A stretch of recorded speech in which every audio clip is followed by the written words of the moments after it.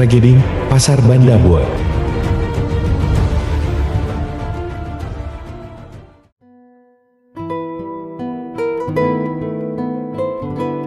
Pasar Banda Boe memegang peranan vital setelah proklamasi kemerdekaan, menjadi tulang punggung ekonomi Kota Padang.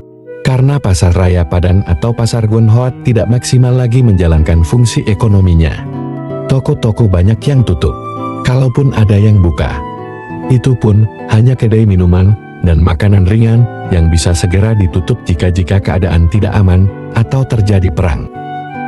Pasar Banda Boe menjadi salah satu pasar di luar kota yang masih beroperasi. Lokasinya strategis, menarik pedagang dari Solok, pesisir selatan, serta wilayah sekitar PAU 5 dan 9. Selasa dan Sabtu menjadi hari sibuk di pasar ini. Tempat tidak hanya berdagang tapi juga saling bertukar informasi terkait perjuangan. Semuanya dilakukan dengan hati-hati agar tidak menarik perhatian Belanda. Belanda pada dasarnya berusaha merebut kembali kekuasaannya yang terputus setelah kekalahan Jepang. Mereka bersekongkol dengan pasukan Inggris untuk mengembalikan kekuasaan mereka tanpa sepengetahuan pihak lain. Namun, para pemuda dan masyarakat Kota Padang tidaklah bodoh. Mereka secara terus-menerus mengganggu posisi pasukan Belanda dan sekutu. Pada tanggal 7 Januari tahun 1947, langit Kota Padang menjadi saksi dari kekejaman perang yang mengguncang kota.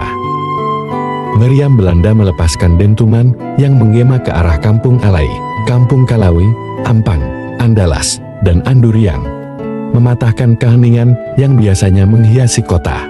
Serangan itu sejatinya bertujuan untuk melindungi barisan tentara Belanda yang bergerak menuju jurusan Ampan, Andurian, Lubuak Bagaluang, dan Pisang. Namun, keunggulan senjata dan strategi perang Belanda tak terduga menemui hambatan yang tak disangka-sangka dari pihak tentara dan pejuang setempat. Kegigihan serta semangat yang membara dari pihak tentara dan pejuang menjadi perlawanan yang tak terpatahkan. Ranjau darat yang mereka pasang berhasil melumpuhkan 2 truk Belanda beserta isinya hingga hancur berkeping-keping. Kemenangan kecil ini adalah bukti bahwa meski dalam keadaan terdesak, semangat perlawanan mereka tak pernah padam. Peristiwa itu menjadi titik balik, di mana kegigihan dan semangat juang dari pihak yang dianggap tak sebanding dalam hal senjata, ternyata mampu memberikan perlawanan yang tangguh. Itu bukan hanya kemenangan fisik, tapi juga kemenangan atas tekad dan semangat yang membara, mencerahkan ruang gelap perang dengan harapan yang berkilauan. Pagi berikutnya, pada tanggal 8 Januari tahun 1947, 4 Mustang meluncur dari langit, membawa senjata mematikan, senapan mesin dan roket. Serangan itu tidak terduga, menyasar markas batalion gabungan di Indarung dari ketinggian langit. Namun, tidak sampai di situ, 10 hari berlalu. Tepatnya pada tanggal 18 Januari tahun 1947, tentara Belanda kembali dengan pesawat tempurnya yang mengamuk, menyerang Pasar Banda Boe. Pagi itu suasana pasar ramai, setiap sudutnya terdengar kegaduhan riang dan canda antara pedagang dan pembeli. Ada yang sibuk mencari barang yang dibutuhkan, semua saling bertukar senyum dan cerita. Tercium bau rempah-rempah yang harum dan aroma makanan yang semerbak.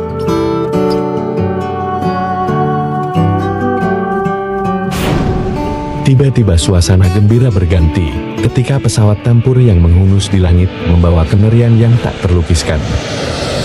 Ribuan warga, pedagang, ibu rumah tangga, dan anak-anak tiba-tiba terjebak dalam hujan peluru dan serangan yang mengerikan. Pasar yang biasanya menjadi jantung kehidupan ekonomi, kini menjadi saksi bisu dari tragedi yang tak terbayangkan. Dan ketakutan, bunyi ledakan, dan tangisan hari itu. Kehidupan di pasar menjadi kisah kelam yang terpahat dalam memori mereka yang bertahan hidup dari keganasan tak terduga pesawat tempur Belanda. Tragedi itu menelan korban yang tak terlupakan.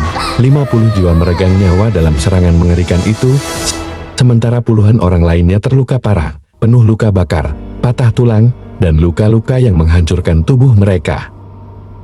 Mereka yang selamat, meski terluka parah, segera dilarikan ke rumah sakit tentara di Indarung. Di sana, para tenaga medis berjuang keras untuk menyelamatkan nyawa mereka.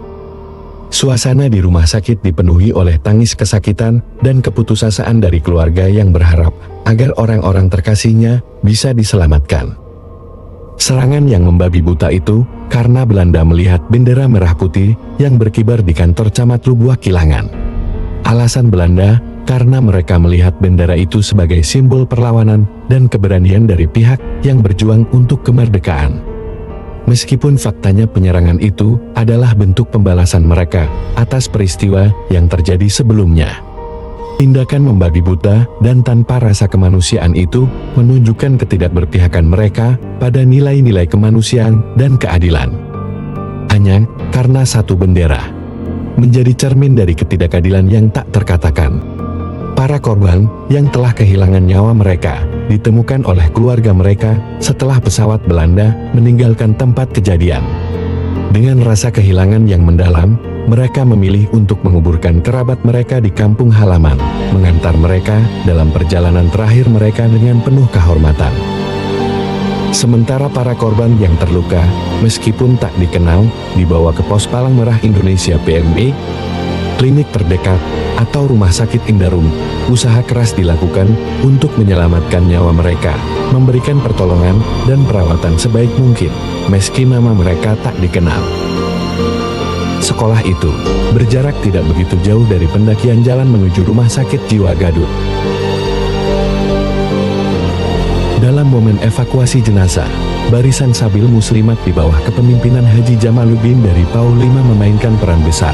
Mereka dengan penuh keikhlasan dan kesungguhan mengangkat satu persatu jenazah di pasar, mematuhi ajaran syariat Islam dalam prosesi kematian. Meskipun keterbatasan, mereka menggunakan tikar-tikar yang biasanya menjadi alas dagangan sebagai kain kafan untuk menyelimuti jenazah. Setelah proses pengafanan selesai, jenazah dibawa ke belakang sekolah yang terletak sekitar 1,5 km dari Pasar Banda Buik.